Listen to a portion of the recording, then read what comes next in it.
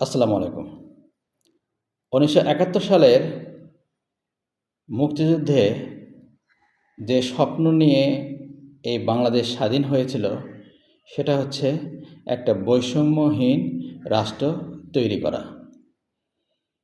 মুক্তিযুদ্ধের মাধ্যমে এই রাষ্ট্র স্বাধীন হয়, এই দেশ স্বাধীন হয় এবং পরবর্তীতে ১৯৭২ সালে বাংলাদেশ একটা সংবিধান রচিত করে।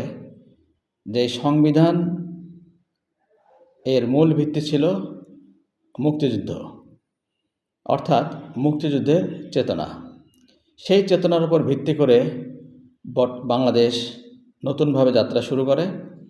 কিন্তু মুক্তিযুদ্ধের যে উদ্দেশ্য ছিল একটা বৈষম্যহীন রাষ্ট্র তৈরি করা, জনগণের অধিকার নিশ্চিত করা, সকলের অধিকার নিশ্চিত করা, সকল মানুষ সমান, তাদের সমান অধিকার আছে, এইটা নিশ্চিত করাই ছিল মুক্তিযুদ্ধের লক্ষ্য। কিন্তু যখন স্বাধীন বাংলাদেশ সেই মুক্তিযুদ্ধের চেতনা নিয়ে যাত্রা শুরু করে, তার পরবর্তীতে এই মুক্তিযুদ্ধ এর চেতনাটা ভিন্ন রূপ ধারণ করে।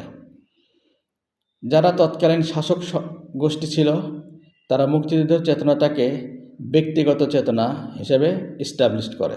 অর্থাৎ তারা এস্টাবলিশড করে যে যারা মুক্তিযোদ্ধা, যারা দেশ স্বাধীন করেছে, তারা যা বলবে সেই অনুযায়ী দেশ চলবে। এখানে জনগণের চিন্তা চেতনা বা প্রায়োরিটির কোনো মূল্য নেই। সেই সিদ্ধান্ত থেকে মুক্তিযুদ্ধ চেতনার নামে পরবর্তীতে প্রতিষ্ঠিত হয় বাকশাল, অর্থাৎ একদলীয় শাসন ব্যবস্থা, যেখানে তৎকালীন শাসক গোষ্ঠী যারা ছিল মুক্তিযোদ্ধার চেতনা নিয়ে, তারা যা বলতো সেই অনুযায়ী দেশ পরিচালনা হতো। আর এই বাকশাল প্রতিষ্ঠিত করতে গিয়ে বাংলাদেশের একটা গ্রুপ অপ্রতিরোধ্য হয়ে ওঠে।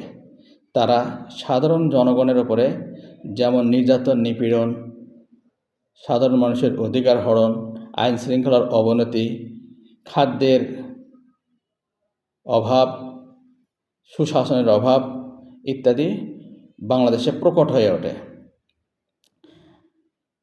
প্রকট হয়ে ওঠার ফলে পরবর্তীতে একদল সেনাবাহিনী অফিসাররা এই বাকশালকে নির্মূল করার জন্য তৎকালীন রাষ্ট্রপতি শেখ মুজিবুর রহমানকে সপরিবারে হত্যা করে এবং বাকশালকে নির্মূল করে দেয়।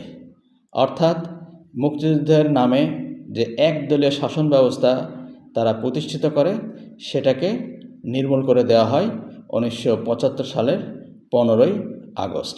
এটা ছিল বাংলাদেশের রাজনীতির বিবর্তনের তৃতীয় পর্ব।